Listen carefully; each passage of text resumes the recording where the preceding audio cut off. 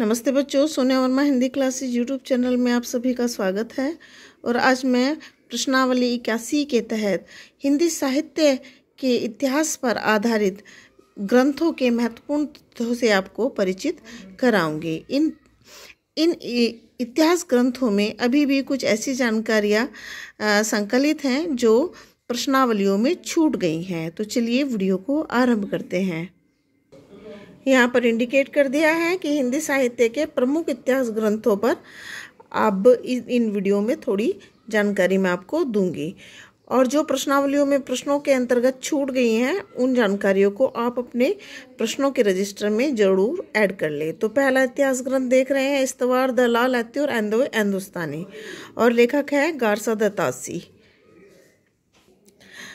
अब आरंभ करते हैं। इस इतिहास ग्रंथ का प्रथम भाग सन 1839 ईस्वी में प्रकाशित हुआ था। इस इतिहास ग्रंथ का द्वितीय भाग सन 1847 ईस्वी में प्रकाशित हुआ। यह इतिहास ग्रंथ फ्रेंच भाषा में लिखित है।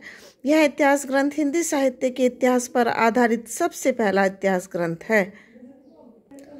इस इतिहास ग्रंथ में हिंदी तथा उर्दू भाषा के कवियों का वर्णन दिया गया है। इस इतिहास ग्रंथ में कवियों का विवरण अंग्रेजी वर्ण क्रमानुसार दिया गया है।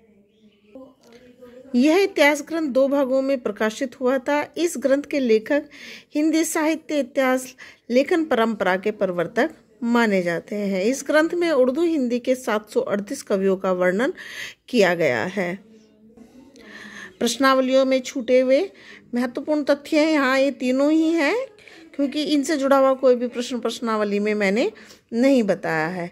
और ये तीनों हैं। इस इतिहास ग्रंथ के लेखक तासी पेरिस में उर्दू के प्रोफेसर थे, और एक बार ये पीजीटी हिंदी में पूछा जा चुका है।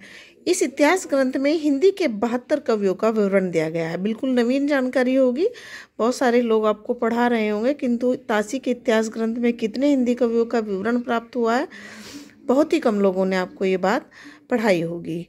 तो ये महत्वपूर्ण पॉइंट है इसका, इसे ज़रूर से आप ऐड कर लें अपने रजिस्टर में। और इस इतिहास ग्रंथ का अंतिम जो पॉइंट है वह है, इस इतिहास ग्रंथ में उर्दू के कवियों की ओर अधिक ध्यान दिया गया है। और इसका कारण ये है कि तासी स्वयं पेरिस में उर्दू के प्रोफेसर थे। अब हम दूसरे इतिहास ग्रंथ शिव सिंह सरोज की ओर चलते हैं। तो इतिहास का नाम है शिव सिंह सरोज और लेखक है ठाकुर शिव सिंह सेंगर। इसका पहला पॉइंट है, यह इतिहास ग्रंथ सन 1883 ईस्वी में लिखा गया था। यह इतिहास ग्रंथ हिंदी भाषा में लिखा गया हिंदी साहित्य पर आधारित सबसे पहला इतिहास ग्रंथ है। इस इतिहास ग्रंथ को हिंदी साहित्य इतिहास परंपरा का प्रस्थान ग्रंथ भी कहा जाता है। इस इतिहास ग्रंथ में 1000 कवियों का जीवन चरित्र वर्णित है। इस इतिहास ग्रंथ में तत्कालीन उपलब्ध हिंदी कविता संबंधी ज्ञान को भी संकलित किया गया है। तासी की इतिहास लेखन परंपरा को आगे बढ़ाने का श्रेय हिंदी साहित्य जगत में शिव सिंह सेंगर को दिया जाता है। यह इतिहास ग्रंथ प्रथम बार नवल किशोर प्रेस लखनऊ से प्रकाशित हुआ था। देखिए, ये एक बिल्कुल नवीन जानकारी है, क्योंकि कभी कभी पुस्तकों के प्रकाशन स्थल को और प्रेस को भी पूछा गया है। और इस इतिहास ग्रंथ से जुड़ी हुई अंतिम जानकारी कि इस इतिहास ग्रंथ में 687 कवियों का जीवन संबंधी तिथियां दी गई हैं।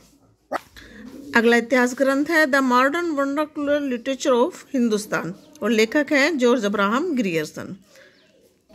पहला पॉइंट है, यह इतिहास ग्रंथ सन 1888 में लिखा गया। यह इतिहास ग्रंथ अंग्रेजी भाषा में लिखित है।